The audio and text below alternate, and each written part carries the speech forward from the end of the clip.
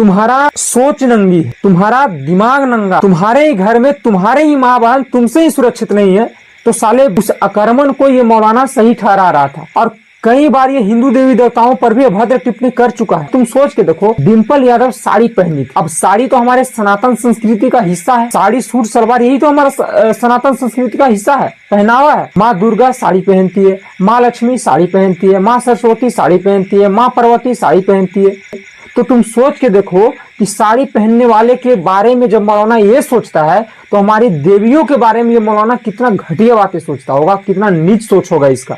भाई पार्टी को और राजनीतिक विचार को अलग रख दो और एक बार इस नजरिए से सोचो कि ये सनातनी महिला को इतना गंदा बात बोला। साड़ी पहनी है, सनातन संस्कृति में है, भारतीय संस्कृति में है, फिर भी ये इस तरह से निहायती बहियात टिप्पणी कर रहा और तुम मजा ले रहे हो यार। साड़ी तो तुम्हारी माँ बहन भी पहनती होगी ना, तो क्या वो नंगी रहती है इस मौलाना के अनुसार? अब आता हूँ इस मौलाना पे, तो बोला है कि उनका पीठ दिख रहा था, साड़ी पहनी थी तो उसमें। भाई जितने भी महिलाएं साड़ी पहनती है पीठ दिखता है। अब पीठ दिखने में क्या बुराई है भाई?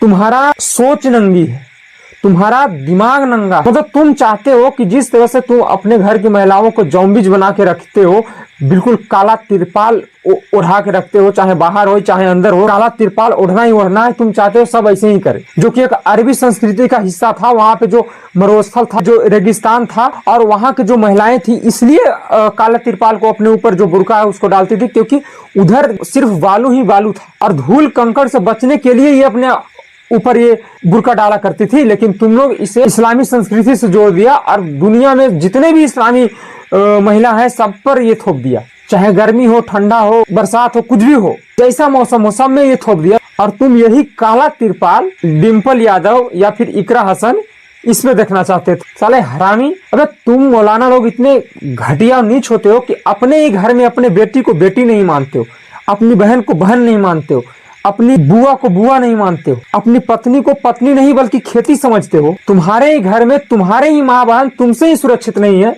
तो साले जो अन्य धर्म के जो महिलाएं हैं या फिर जो अन्य महिलाएं हैं उनको तो तुम गंदी नजर से ही देखोगे। और ये तू जो बोल रहे हो ना, तुम्हारे पीछे किसका हाथ है ये सबको पता है।